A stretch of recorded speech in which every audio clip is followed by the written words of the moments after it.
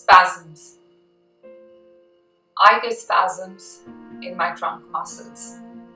For those of you who do not know what are muscle spasms, it's when your muscles go really rock hard, solid on you and just don't relax. When they finally do relax, they are super sore and exhausted because they have just gone through an excruciating workout.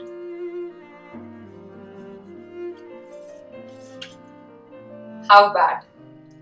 During a flare-up, imagine being in labor for 3 to 4 days. You cannot get out of bed, and all you can say is, I'm in pain, but don't touch me.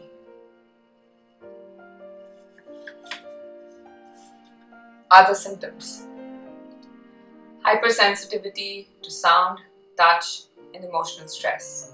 Severe anxiety, progressive muscle weakness are just some of the other symptoms.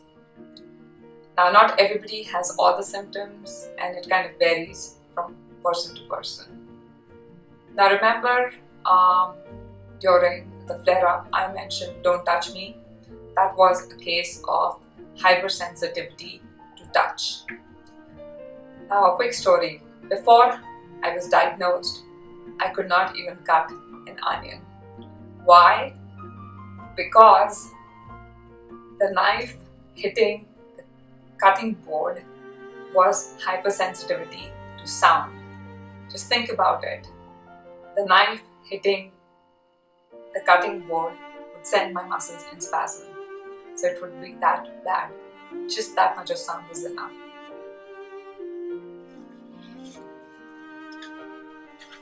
Rescue medicine.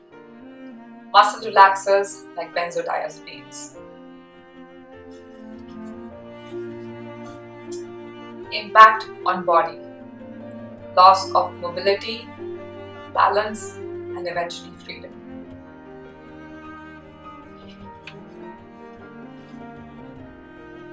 Impact on mind.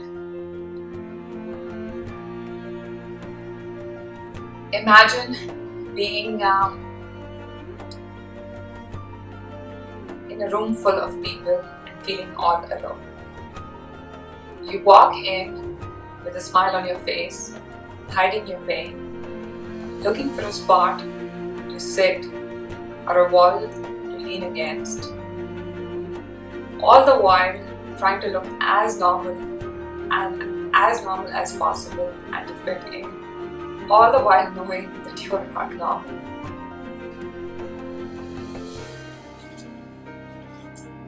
Impact on life. Your entire family suffers.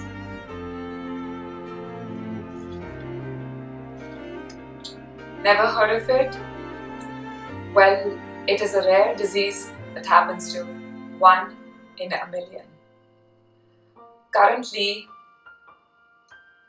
no two people undergo the same treatment, and a trial and error method is used to help control the symptoms.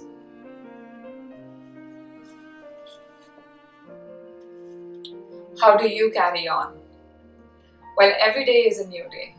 There are some days where I can be the life of the party, and there are some days where I just cannot get out of bed. So if I have a friend who calls me up and says, "Hey Sonia, let's catch dinner in 2 weeks," that day in the morning is going to decide whether I can keep my promise and meet my friend for dinner that evening. Work. Most people end up on something called compassionate disability. Now, since this disease is not on the disability list, most people end up hiring a lawyer and have to fight the state, sometimes for up to 8 years, just to get it. Chronic illness? Yes. Who all suffer? Unfortunately, anyone and everyone who loves you and cares about you suffers silently from afar. And from my 7 years of experience, I can tell you that that's the worst kind of suffering, because all they can see and do is watch helplessly and do nothing about it.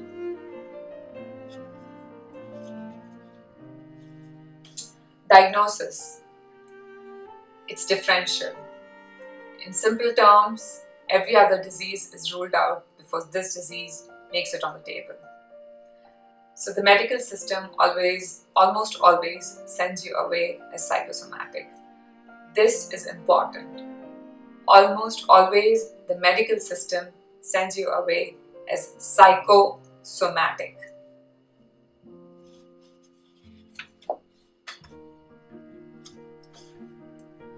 What is this beast?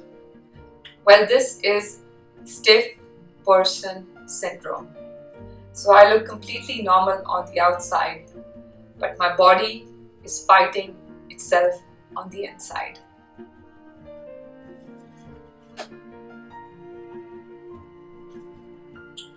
Is there a cure? No. Let's go find it. How? Through education and research. Did you know that there are 7,000 plus rare diseases and only 5% have a cure? Did you also know that 1 out of 10 Americans is going to end up with a rare disease? So look around you. If you are surrounded by 10 people, 1 of you is going to have a rare disease. So the time to have a conversation and educate yourself about it is right now. So have that conversation. You want to talk to your friend over coffee? Do that. With your hairdresser? Go for it. Your doctor? Yes, bring it up. You want to share this video and maybe start a conversation about what is stiff person syndrome? Hey, I heard about a new freaking disease. Do that. Now for the research part. Nobody wants to put millions of dollars into research for a rare disease that happens to 1 in a million. But guess what? There are institutions out there. Now I'm biased towards the Mayo Clinic in Rochester because they were able to diagnose me within 15 minutes of seeing me.